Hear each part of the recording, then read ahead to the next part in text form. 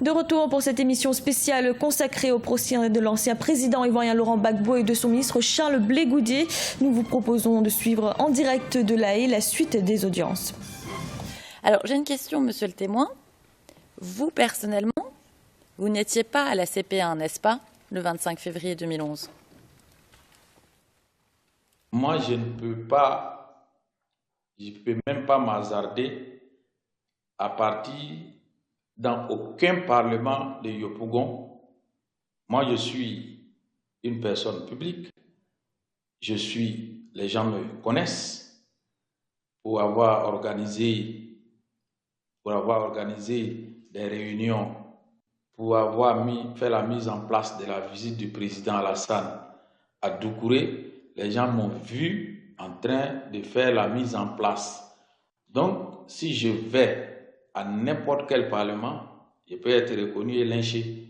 Donc, je ne suis pas parti à aucun meeting d'aucun parlement.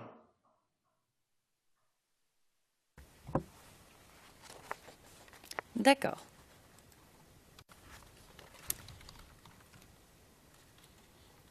Et au moment où les jeunes de Doucouré repoussent les jeunes venant de Yaoséi, il y a donc une grande foule au niveau du commissariat, c'est bien ça? Oui. Et les jeunes de Doucouré sont alors retournés dans le quartier? C'est bien ça? Oui.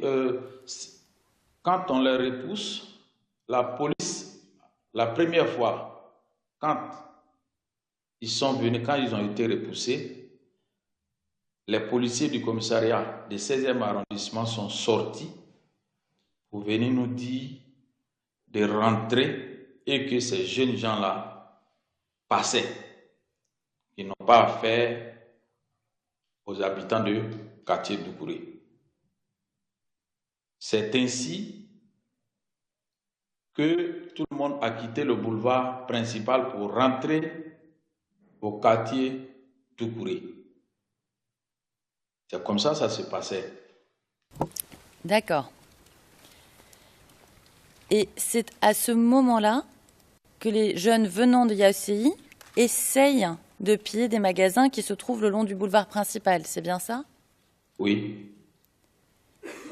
Et c'est à ce moment-là que les jeunes de Doucouré repoussent à nouveau les jeunes venant de Yaoséi? Oui. Et vous êtes toujours avec les jeunes de Doucouré, n'est-ce pas? Oui. Donc, au début des affrontements, les jeunes de Doucouré avaient l'avantage sur les jeunes venant de Yaoséi, c'est bien ça? Oui. Les jeunes de Doucouré ont donc réussi à contre-attaquer et poursuivre ceux qui les attaquaient à peu près jusqu'au commissariat du 16e. Oui. Est-ce qu'on peut dire qu'à ce moment-là, ils ont pris le pas, c'est-à-dire qu'ils ont gagné contre ceux qui les attaquaient et qu'ils étaient plus forts qu'eux? Bon, on ne peut pas appeler ça être plus fort. On le faisait pour avoir la paix, pour ne pas être attaqué. Parce que s'ils sont là, ils peuvent voler, ils peuvent blesser, ils peuvent tuer. On ne peut pas dire qu'on a gagné. J'ai dit que comme les jeunes venus des deux côtés étaient sur le boulevard principal, il n'y avait pas de cachette. Or, les jeunes des quartiers Doucouré, ils sont dans les couloirs, ils sont derrière les maisons. Quand ils lancent des pierres et crient beaucoup, ceux qui sont sur le boulevard, ils sont pris de peur et ils se retournent à leur position initiale. C'est pas que on a gagné, peut-être que c'est le sentiment que les policiers ont eu et ont intervenu. Sinon, en tout cas, ce n'était pas notre en fait, je vais dire que ce n'était pas pour nous une victoire en tant que telle. Voilà, nous on voulait les repousser pour rester en paix.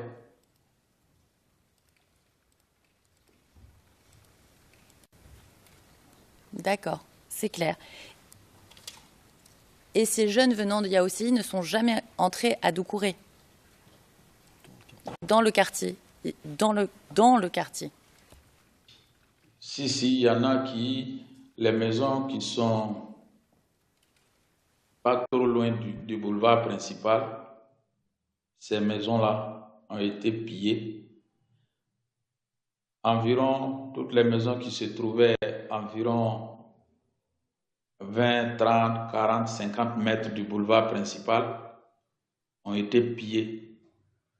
Mais au-delà de ça, parce que à un moment donné, les hommes en armes sont rentrés dans le quartier Doucouré, repousser les gens.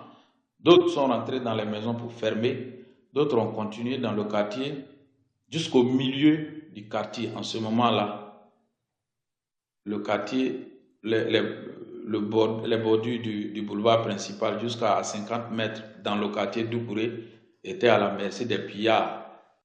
Donc là, ils ont cassé les maisons. Voilà, ils ont cassé les maisons, ils ont tout pillé.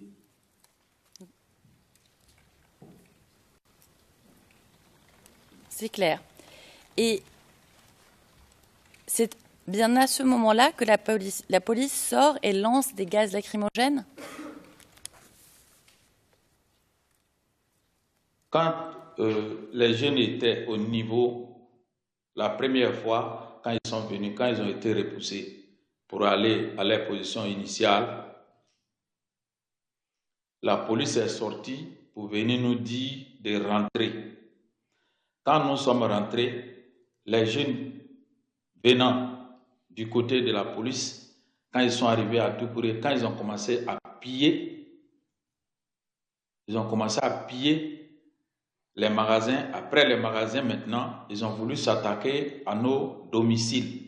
C'est ainsi que nous sommes ressortis pour les repousser. C'est en ce moment-là qu'on a vu la 4x4 qui est quittée du côté de CP1 pour entrer au commissariat. Après le départ des 4x4, c'est là que les policiers sont sortis maintenant pour tirer.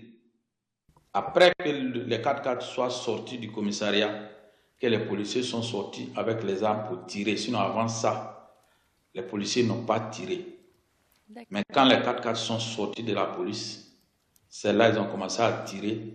Arrivé au niveau du pont, il y a un policier qui s'est retourné pour aller prendre des grenades offensives et en a lancé 3, dont 2 ont explosé. Il y a une qui n'a pas explosé.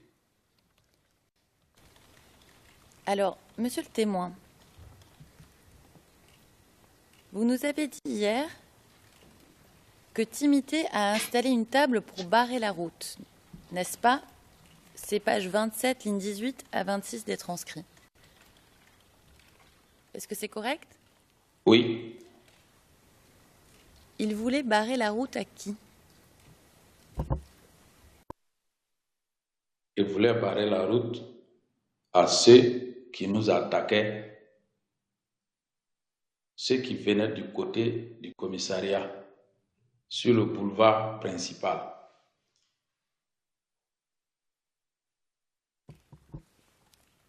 D'accord.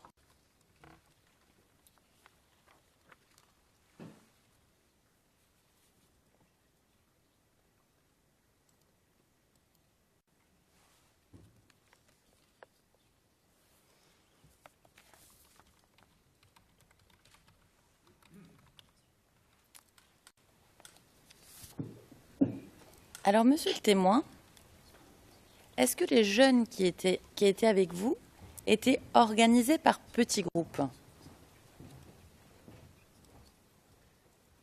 Non. Est-ce qu'il y avait des responsables de ces jeunes? Non.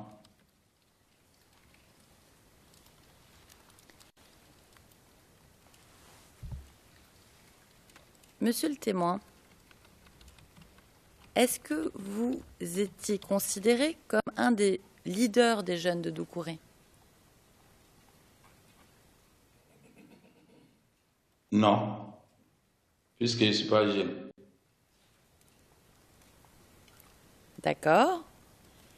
Mais vous n'avez pas le titre de président des jeunes de Doucouré?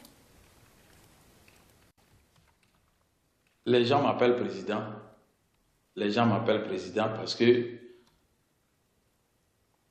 quand on parle à la jeunesse, souvent, ils nous écoutent. Donc, on nous appelle président, Brahima et moi, mais ne sommes pas présidents. Est-ce que vous pouvez nous dire, selon vous, pourquoi Aoukou Traoré a fait cette déclaration? Oui. Même aujourd'hui, si le doyen Aoukou Traoré a besoin de jeunes gens au quartier Doucouré, il me fait appel. Brahima et moi, on fait la commission à la jeunesse. Si c'est pour les appeler, ils viennent. Nous sommes comme la croix de transmission entre la jeunesse et les doyens. Vous êtes la courroie de transmission, donc on faisait appel à vous pour transmettre des messages aux jeunes, c'est bien ça? C'est ça.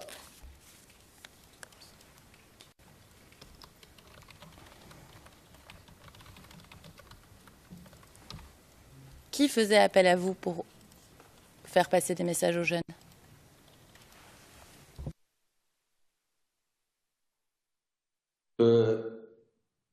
Si le président Aoukou a besoin de la jeunesse, il nous faisait la commission. Souvent, l'imam, le grand imam de la mosquée, s'il a besoin de la jeunesse, il nous fait appel. Même aujourd'hui, s'ils ont besoin de la jeunesse, ils nous font appel. Aoukou Traoré, il est le président du comité de gestion de la mosquée, mais il n'est pas imam. Aoukou Traoré, celui qui gère la mosquée.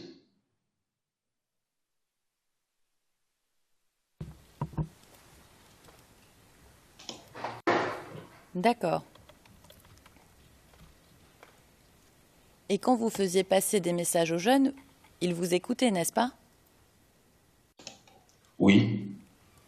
D'accord. Et Bobby, il était président des jeunes, n'est-ce pas? Non. On joue le même rôle. D'accord.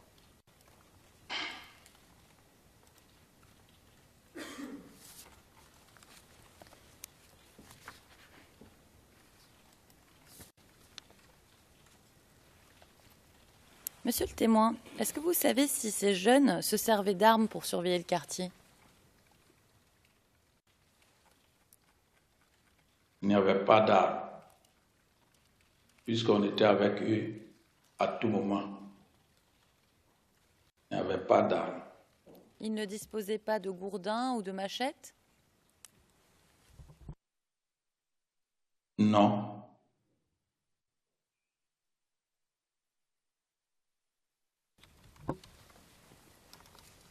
Monsieur le témoin, je vais vous lire un extrait de la déclaration que vous avez donnée aux enquêteurs du bureau du procureur.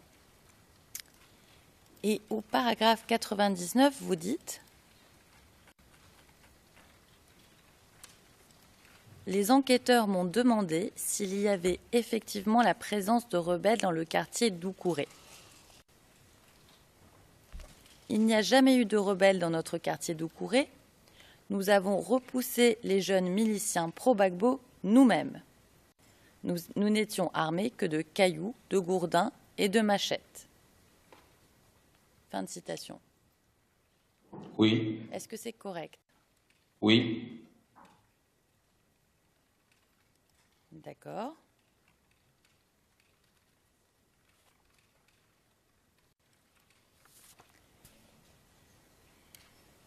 Est-ce que vous savez si Koné Gilbert Kafana a fourni des armes aux jeunes du RDR?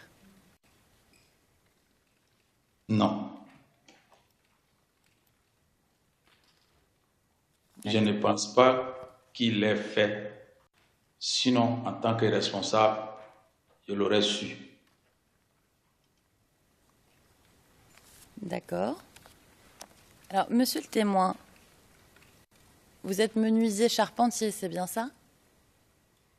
Oui, Est-ce que vous travaillez toujours? bon, je ne peux pas dire que je travaille toujours comme avant, puisque mon matériel a été emporté. Le matériel que j'avais, je ne sais plus comment faire pour réacquérir ce matériel. Donc, j'ai fait mes bricoles avec le peu que j'ai. D'accord. Mais c'est votre source principale de revenus, c'est bien ça? Oui, D'accord. Monsieur le témoin, le jour des événements du 25 février,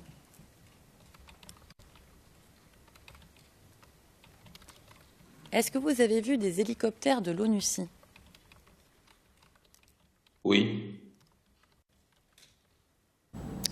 Nous allons marquer une courte pause. On se retrouve dans quelques instants pour la suite de cette émission spéciale.